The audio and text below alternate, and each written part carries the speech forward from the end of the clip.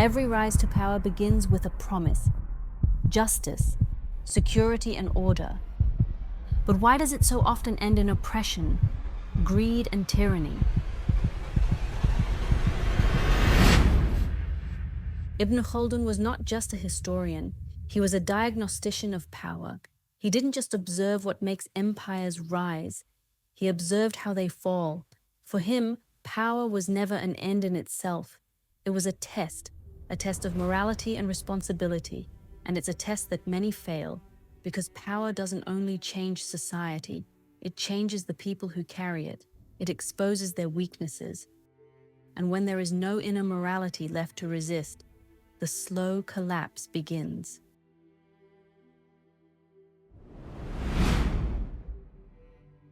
In his Muqaddimah, Ibn Khaldun writes that power is born out of necessity. People unite to seek protection, establish order, and preserve justice. This early phase is marked by sincerity, courage, and sacrifice. Leaders serve the people and are part of them. But once stability sets in, and power is no longer exercised for justice, but merely to preserve itself, something begins to shift. Ibn Khaldun calls it the gradual erosion of morality. Leaders become rulers, servants become owners, and responsibility turns into privilege. Slowly, the system stops revolving around the people and starts revolving around the preservation of an elite. Decisions are no longer guided by conscience, but by calculation, to maintain position, to secure wealth, to silence dissent. The longer a dynasty exists, the more resources it needs just to sustain itself. The army is no longer built on conviction, but kept loyal through paychecks. Officials are not chosen for integrity, but for proximity to power. The people are no longer represented, but exploited. What once began as a means for order becomes a tool of control. Ibn Khaldun speaks of the erosion of virtue, an internal wear and tear that may not show at first, but eventually infects everything. And while the outer structures still stand, the moral core has long been broken.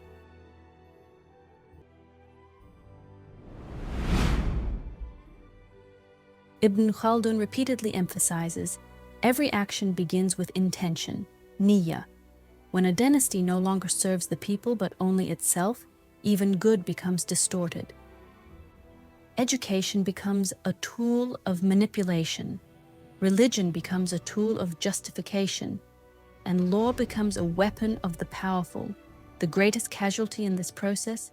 Sincerity. What once began with ikhlas ends in hypocrisy, oppression, and self-righteousness. For Ibn Khaldun, this is the real turning point, not the loss of power, but the loss of morality. Because when the intention dies, the vision dies with it. Rules remain, but they become hollow. Institutions remain, but they paralyze instead of serve. Leaders remain, but they no longer lead. They merely manage stagnation. Without ikhlas, even justice becomes a performance. There are laws, but no fairness. There are sermons, but no faith. There are rituals, but no connection to the divine. And the further a society drifts from sincerity, the more it must rely on control, fear, and propaganda to mask its inner emptiness. True decay doesn't begin on the streets, it begins in the hearts.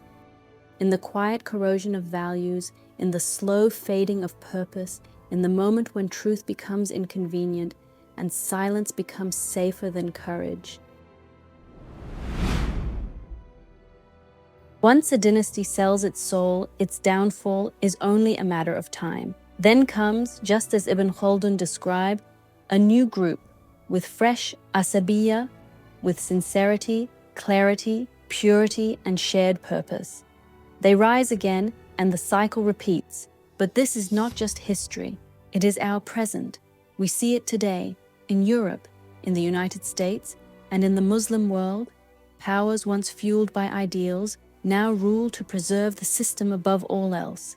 Not justice, not truth, but stability at any cost. Armies no longer serve with conviction, but with salaries.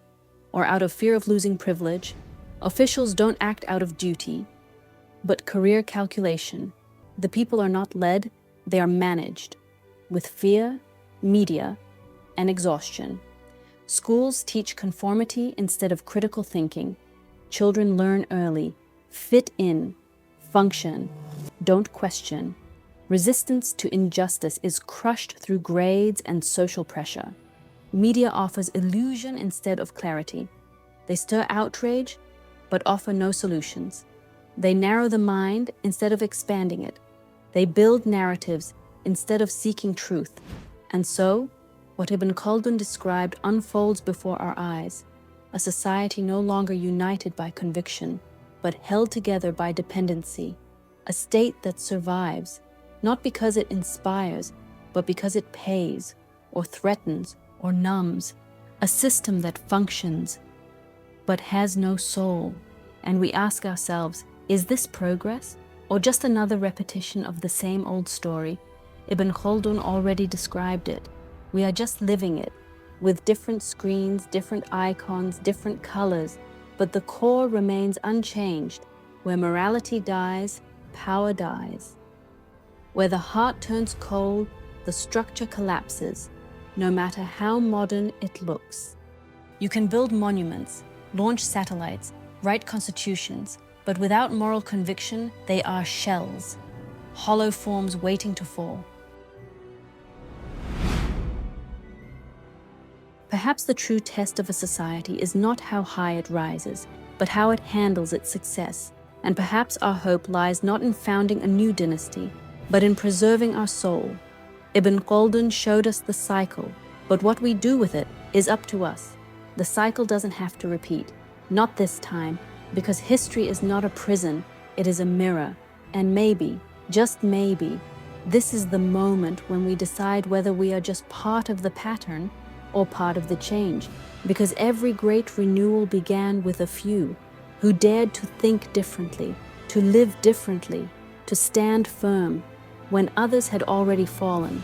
Maybe the next rise won't start with an army or a revolution, but with a single decision, deep within the heart of one soul who refuses to forget where we came from. A soul that chooses truth over comfort, conviction over conformity, submission to Allah over submission to the crowd.